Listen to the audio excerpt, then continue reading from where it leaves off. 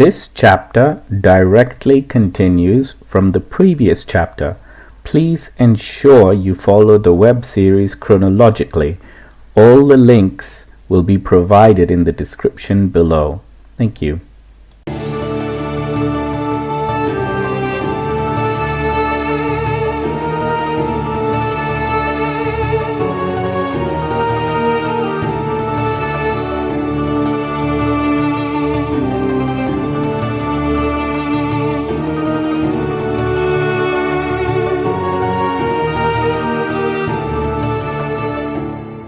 The House of Kuru, Part 1, Chapter 12.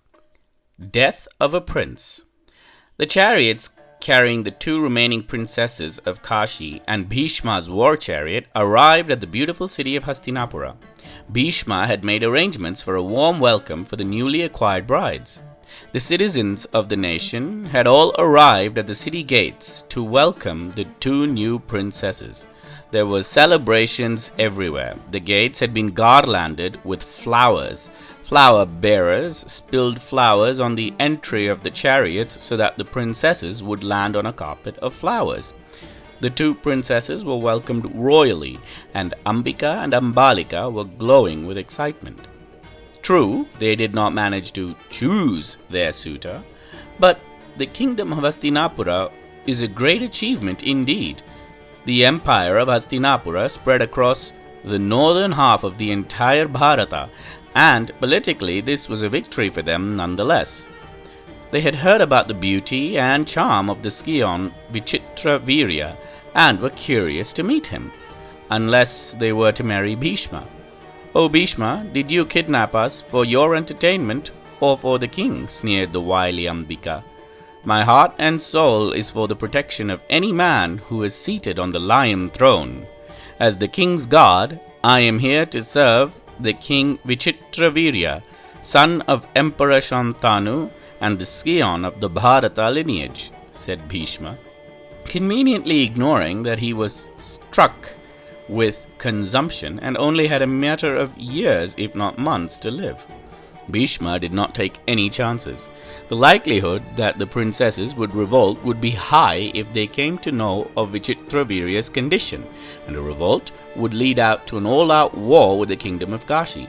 It also meant that the whole realm was aware of the king's fate. Rebellion would become inevitable. He had made preparations for the marriage ceremony before he left for the Swayamvara. He knew no man could even remotely pose a threat to him, and this had been his plan all along. He commanded all the priests to organize the wedding of Vichitravirya and the two princesses immediately. Polygamy, though frowned upon, was common in the land of Bharata. It also increases the chances of producing viable offspring for the throne. The priests, the wedding hall, and the guests were already waiting for the arrival of the princesses. Prince Vichitravirya appeared from his bedchamber looking elegant, handsome, and well endowed, draped in royal purple silken leg garments and sporting a large muscular build, well in tone for the king of the land.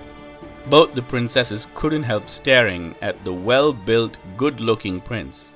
Satyavati swelled with pride and happiness. She too had heard about the rumors of his condition and was very concerned his gaunt appearance would raise eyebrows. But for some reason, the handsome Vichitravirya appeared to look perfectly normal.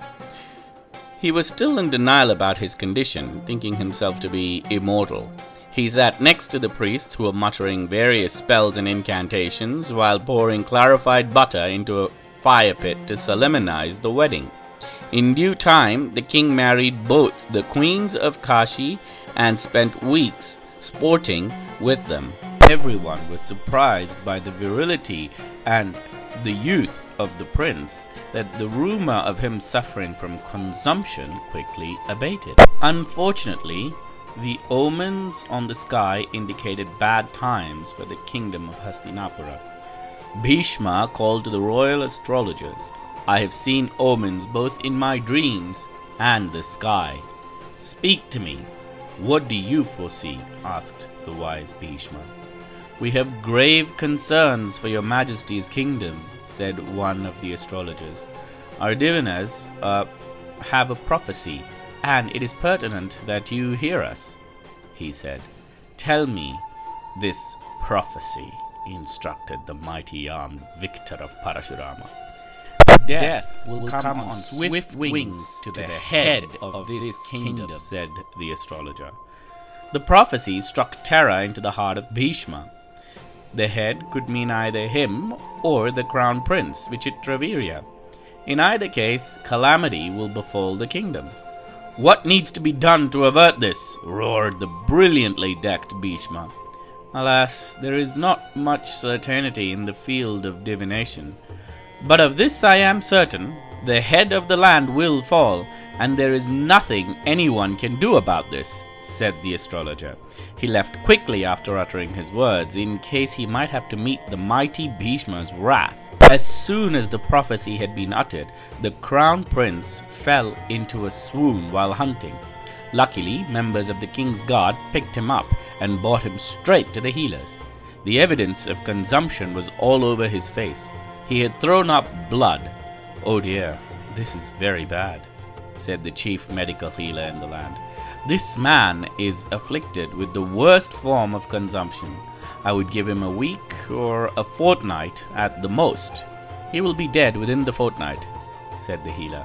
It was too late to conceal the fate of the king any more. News reached Bhishma and Satyavati, the mother of Vichitravirya. They both broke into tears. Even the steel-hearted Bhishma could not stop the tears. Satyavati wailed and whined in agony. Fate was truly cruel. She lost her firstborn in battle, and now calamity has befallen her one and only son. She took tremendous steps to cure him. The crown prince did not leave the apothecary. Princesses wailed and cried in agony. "Why? What have we done to deserve such early widowhood?" they pined. The unfortunate series of events began to take place. The crown prince began vomiting blood regularly. Consumption began consuming the mighty-armed Vichitravirya. No one was allowed entry to the apothecary. In time, the prince became weak and gaunt.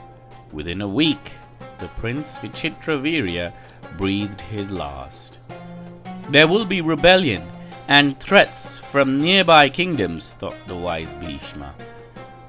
He approached the apothecary healer and ensured that the death of the prince was kept a secret.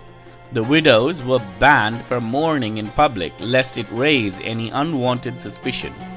The objective is to keep up the ruse that, while the prince is ill, he is still ruling the nation, said the cunning Bhishma to his stepmother Satyavati. Satyavati, though very emotional about the whole morbid affair, agreed that she had to keep the death of her son a secret. The funeral rites were performed by Bhishma himself in absolute secrecy. The widows and Satyavati mourned in secrecy in the bedchamber, but a new concern spread on the brow of the silent guardian Bhishma. The death of the king cannot be kept a secret for long, he thought. He kept pondering, and just as he was doing so, Satyavati entered his chamber. "O mighty armed one, the kingdom of the nation is in strife. A kingdom without a king is like a man without his head. A kingdom without a king is like a woman without a husband. Vandals and jackals will eye her like a piece of meat. O son of Ganga, ascend the throne of Hastinapura. Take Ambika and Ambalika as your wives. Perhaps fate dictated you to rule," she said. "No, mother. I am the sworn guardian of the king. I am the leader of the king's guard, dedicated to celibacy, bound by honor. Think of what the people will say if I took up the throne. The men of the nation will condemn me, and the woman will think I have low morals. People will assume I killed the crown prince to take the throne." "No, that cannot be," said Bhishma, while Satyavati kept insisting. "Mother, if you insist further, then I will be compelled to use the boon my father bequeathed upon me and end my life at this very instant," bellowed Bhishma. and he took his scimitar to his neck. "No!" screamed the queen and regent. "You are the last line of defense against the vultures and jackals that encircle Hastinapura. If you would rather die than ascend the throne, then, O virtuous one, the noble house of Kuru will soon wither and die," she cried softly. Bhishma's heart was like that of molten gold, and when his stepmother cried so piteously, he spoke thus: "O mother, your tears bring me no joy, but are like sharp bristles of arrows in my heart. Listen to me, dearest mother. There is a practice renowned to be in line with virtue and honor. When the line of a noble house is threatened with extinction, the wise say that the son of a noble Brahmana, a member of the priestly class, dedicated to truth and nobility, can be called upon for the continuity of the race. This was practiced when my Guru Parashurama annihilated all the warriors of almost every house. The wives of the houses cried piteously to this seer who mentioned the practice. Can you think of a noble member of the priestly class who can become the progenitor of the house of Kuru?" asked Bhishma. Then, with hesitation, Satyavati nodded quietly. "Hear my secret, O son of Ganga. For by your understanding of virtue, we have the last hope for the land of Hastinapura," said the wise Satyavati. "Oh, then what happened to our house? How did we survive?" exclaimed Janamejaya. "Ah, prince, patience. Patience, and all will be revealed. Listen to the story of Satyavati and the secret she possesses," said Vaishampayana.